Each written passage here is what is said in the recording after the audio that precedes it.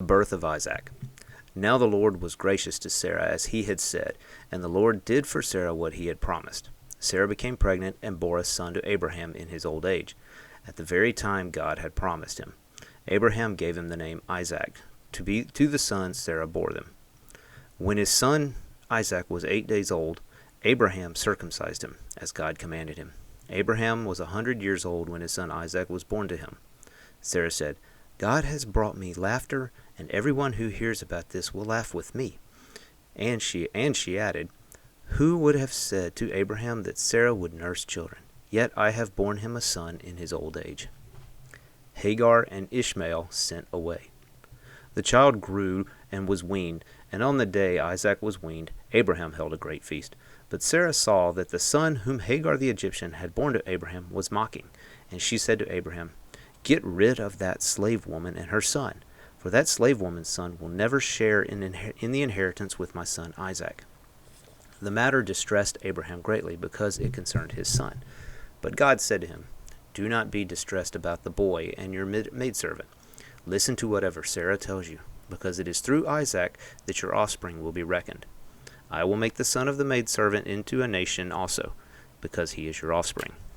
Early the next morning, Abraham took some food and a skin of water and gave them to Hagar.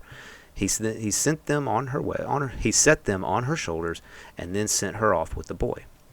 She went on her way and wandered in the deserts of Beersheba. When the water in the skin was gone, she put the boy under one of the bushes. Then she went off and sat down nearby, about a bow shot away, for she thought, I cannot watch the boy die. And she sat there nearby, and she began to sob. God heard the boy crying, and the angel of God called to Hagar from heaven and said to her, What is the matter, Hagar? Do not be afraid. God has heard the boy crying as he lies there. Lift the boy up and take him by the hand, for I will make him into a great nation. Then God opened her eyes, and she saw a well of water. So she went and filled the skin with water and gave the boy a drink. God was with the boy as he grew up.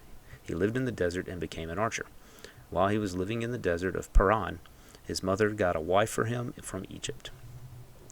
The treaty at Beersheba.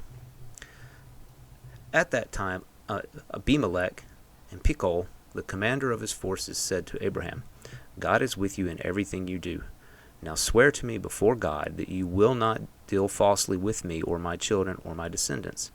Show to me and the country where you are living as an alien the same kindness I have shown you.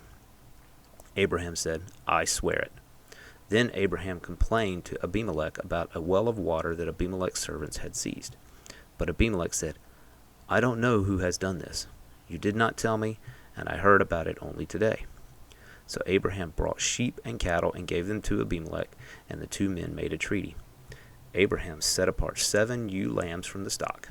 And Abimelech asked Abraham, What is the meaning of these 7 ewe lambs you have set apart by themselves? He replied, Accept these 7 lambs from my hand as witness that I dug this well. So that place was called Beersheba, because the 2 men swore an oath there. After the treaty had been made at Beersheba, Abimelech and Phicol, the commander of his forces, returned to the land of the Philistines. Abraham planted a tamarisk tree in Beersheba, and there he called upon the name of the Lord, the eternal God. And Abraham stayed in the land of the Philistines for a long time.